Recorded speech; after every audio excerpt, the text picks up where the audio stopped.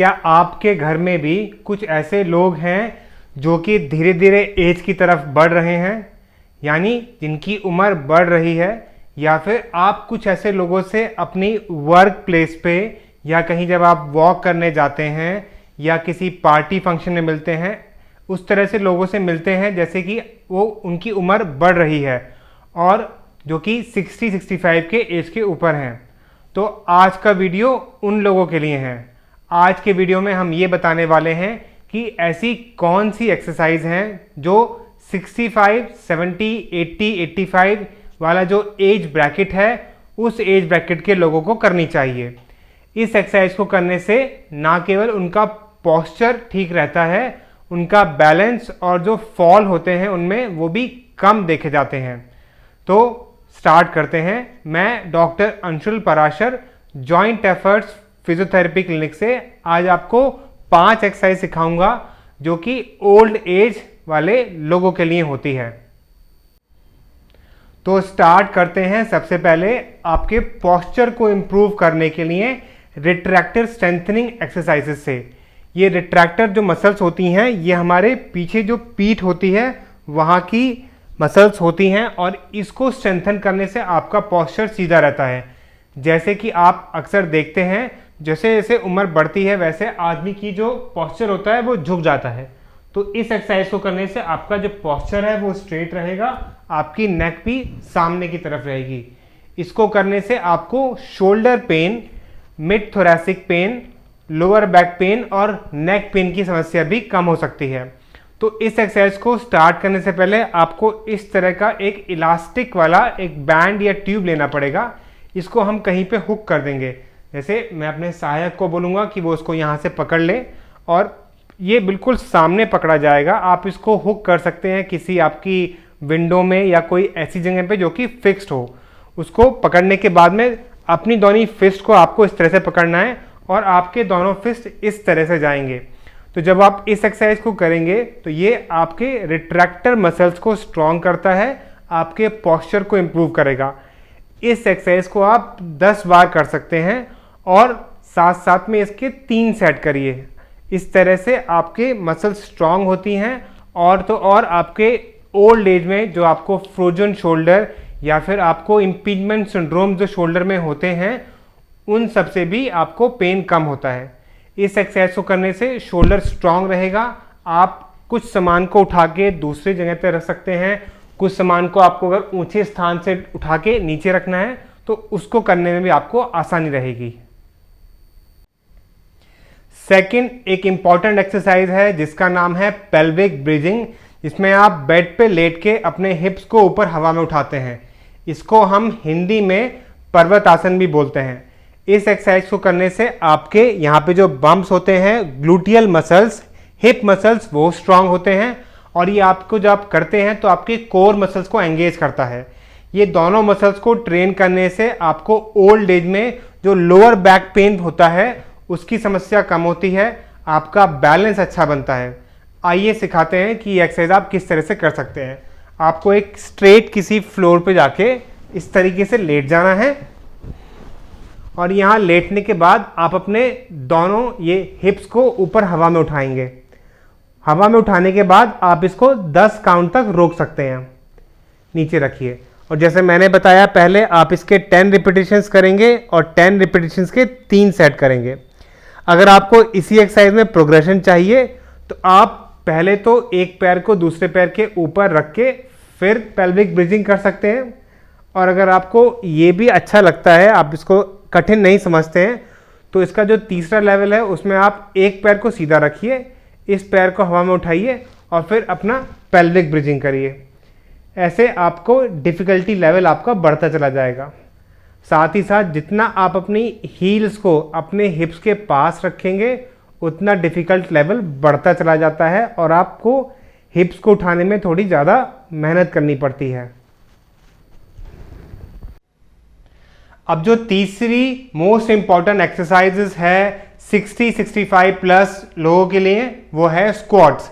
तो इस एक्सरसाइज को करने से आपका पोस्चर इंप्रूव करता है, आपके नी मसल्स, आपकी हिप मसल्स ये भी स्ट्रांग करती हैं। इस एक्सरसाइज को करते करते आपका बैलेंस इंप्रूव होता है, आप ज़्यादा चल सकते हैं, स्टेयर क्लाइंबिंग करने में आपको प्रॉब्लम कम होती है। अगर आप अप हिल डाउन हिल जाते हैं तो स्क्वाट करने वाले लोगों का बैलेंस कम लूज होता है और उसमें फॉल कम देखा गया है। तो स्क्वाट्स कैसे करते हैं?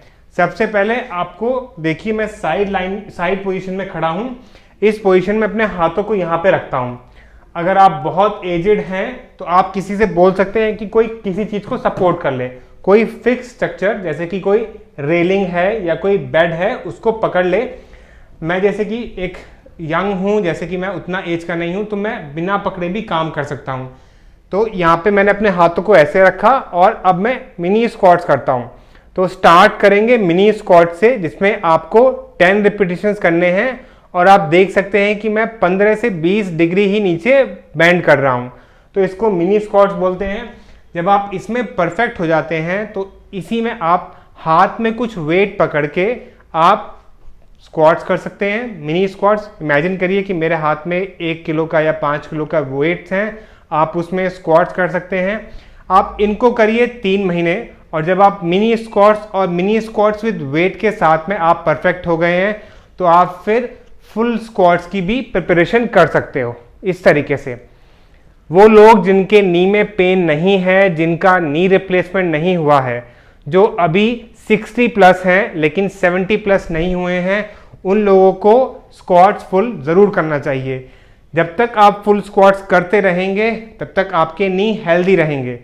योग में भी एक पोस्चर है जिसका नाम होता है मल आसन, इसमें आपको नीचे बैठ के इस तरीके से प्रैक्टिस कराई जाती है। तो जो लोग मल आसन को या फिर फुल स्क्वाट को प्रैक्टिस करते हैं उनमें हिप, नी और लोअर बैक का पेन कम नोटिस किया गया है। तो स्क्वाट्स जरूर करा करिए। तो आइए अब मूव करते हैं 4th एक्सरसाइज के ऊपर। ये एक्सरसाइज भी 60 प्लस लोगों के लिए बहुत अच्छी होती है।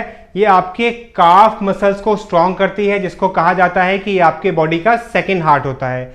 जितना स्ट्रांग आपका काफ रहेगा उतना लंबा आप वॉक कर पाएंगे, आपको कार्डियक प्रॉब्लम भी कम आएगी, क्योंकि ये हमारे शरीर का सेकंड हार्ट होता है। ये जितना अच्छा पंप करेगा उतने आपको वेरिकोस की समस्या कम आएगी और उतने आपके बॉडी में एजिलिटी बनी रहेगी। तो काफ रेस को स्टार्ट करने से पहले आपको फिर से किसी स्टेबल सरफेस को होल्ड करना पड़ेगा और उसके बाद में आपको दोनों हील को रेस करना है।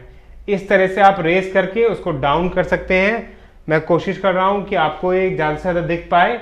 मैं अपने सहायक से बोलना चाहूँगा कि थोड़ा सा इसको जूम कर दे ताकि आप देख पाएँ कि मेरे हील किस तरह से लिफ्ट कर रहा है और नीचे जा रहा है। तो कैमरे का फोकस मेरे हील की तरफ, आप देख सकते हैं मेरे दोनों हील जो हैं वो हवा में उठते हैं और नीचे जाते हैं। अब जब आपको प्रोग्रेशन करना है तो आप इसको थोड़ी देर हवा में होल्ड कर सकते हैं 5 काउंट्स के लिए और फिर उसके बाद नीचे ला सकते हैं। फिर होल्ड करिए और फिर नीचे आइए। जब आप इसी एक्सरसाइज को तकरीबन 1 महीने तक कर जाएंगे तो उसके बाद में आपको इसको एक पैर के साथ करना है, यानी कि आपको अपने दोनों हाथों कहीं सपोर्ट करना पड़ेगा और आप सिंगल लेग हील रेस कर सकते हैं। मैं फिर से कोशिश करता हूं आपको इसको इस तरीके से आप सिंगल लेग हील रेस करिए। ये एक डिफिकल्ट एक्सरसाइज है, लेकिन इस एक्सरसाइज को करने से आपके काफ मसल्स अच्छी स्ट्रांग होती हैं और आपके अंदर एजिलिटी बनी रहती है। तो आइए अब चलते हैं अपनी लास्ट और बहुत इंपॉर्टेंट एक्सरसाइज के लिए, जो कि 65 प्लस लोगों के लिए बहुत ज़रूरी है। अगर आप भी चाहते हैं कि आपकी वो एज जहाँ पे आपकी पॉसिबिलिटी गिरने की बहुत हाई रहती है वो ना आए, आप कभी भी अपनी ज़िंदगी में कभी ना गिरें और आप ठीक से चलते रहें, तो उसके लिए सबसे ज़रूरी है बैलेंसिंग एक्सरसाइज। तो बैलेंसिंग एक्सरसाइज के लिए एक एक्सरसाइज जो बहुत ज़रूरी है उसका नाम है सिंगल लेग स्टैंड। यहाँ पे इसको प्रैक्टिस करने से पहले आपको इनिशियली पहले कुछ महीनों के लिए एक दोनों हाथों से रिजिड फिक्स सरफेस को होल्ड करना पड़ेगा और एक पैर को हवा में उठा के इस तरह से 5 काउंट तक होल्ड करना है। ये एक्सरसाइज आप एक बार राइट लेग से करेंगे और फिर ये एक्सरसाइज आप लोग लेफ्ट लेग से करेंगे। जब इस एक्सरसाइज को करते करते आप बहुत परफेक्ट हो जाएं तो कोशिश करिएगा इस एक्सरसाइज को सिंगल हैंड सपोर्ट के साथ करने के लिए, ठीक है। और अगर आप पे साथ में ये एक्सरसाइज नहीं हो पा रही है, डिफिकल्टी है, तो आप घर में अपने गार्जियन या आपके घर में कोई मेट्स हैं या फिर आपके कोई पार्टनर हैं, स्पाउस हैं, तो उनसे बोलिए कि आपके पीछे खड़े रहें ताकि आप गिरे नहीं। मैं नहीं चाहता कि इस वीडियो को देखने के बाद में मेरे पास कमेंट में ये आए कोई कि उनको एक्सरसाइज करते करते कोई फॉल हुआ। इसलिए ये एक्सरसाइज करने से पहले मैं खास तौर से बोलूँगा कि अपने फॉल को बचाइएगा, और अगर आप शुरुआत में एक्सरसाइज कर रहे हैं तो अपने पीछे किसी को ज़रूर खड़ा रखिए। मेरी जो बैलेंसिंग वाली सीरीज़ है, जो कि जेरियाट्रिक लोगों के लिए एक्सरसाइज वाली सीरीज़ जो मेरी प्लेलिस्ट में है, उसमें मैंने बार बार ये बात बोली है कि बैलेंसिंग एक्सरसाइज करने से पहले आपको अपने पीछे किसी व्यक्ति को खड़ा रहना पड़ेगा, ताकि आपका बैलेंस अगर गड़बड़ाए तो वो आपको जल्दी से जल्दी पकड़ लें, आपको गिरने से रोकें। तो जब आप इस एक्सरसाइज को करने में परफेक्ट हो जाते हैं तो आप सिंगल हैंड सपोर्ट करके अपने आप को सिंगल लेग स्टैंड करिए। इसे करने से आपका बैलेंस इंप्रूव होता है, आपका सेंसरी सिस्टम, बैलेंसिंग सिस्टम जो आपका ब्रेन और ईयर में होता है वो भी इंप्रूव करता है। तो इस एक्सरसाइज को भी आप दोनों पैरों के साथ कर सकते हैं, और जब आप इसको करते करते परफेक्ट हो जाते हैं तो एक बैलेंस ट्रेनर नाम का एक इंस्ट्रूमेंट है, इसको रखिए अपने पैरों के नीचे। ये बेसिकली एक थिक फॉर्म होती है जिस पे हम पेशेंट्स को बैलेंसिंग एक्सरसाइज कराते हैं। तो यहाँ पे फिर से अपने आप को सपोर्ट करके आप उसके ऊपर खड़े होकर सिंगल लेग स्टैंड प्रैक्टिस करेंगे। इस एक्सरसाइज को अगर आप रेगुलर प्रैक्टिस करते हैं तो विश्वास मानिए 3 से 6 महीने में आपका बैलेंस बहुत इंप्रूव होगा, आपकी फॉल बहुत कम हो जाएगी। और वो वृद्धावस्था वाले लोग जो ये बोलते हैं कि हम चलते चलते अपने रास्ते में थोड़ा सा डगमगा जाते हैं, जबकि उनको ना तो ब्रेन में कोई इन्फार्क्ट है, ना ही उनका कोई बैलेंसिंग इशू है, इडियोपैथिक अगर जिनको बैलेंसिंग लॉस है, अगर वो भी ये एक्सरसाइज फॉलो करते हैं तो उनका बैलेंस भी 100% इंप्रूव होगा। उम्मीद करता हूं कि आपको ये वीडियो ठीक लगा होगा। मैं चाहता हूं कि आप सभी लोग जो कि 65 प्लस से ऊपर की एज के हैं वो इस एक्सरसाइज को ज़रूर फॉलो करें, और कमेंट सेक्शन में जाके हमको ये बताएं कि इस एक्सरसाइज को करने से उनको कितना फ़ायदा मिला। Thank you for watching joint efforts physiotherapy clinic.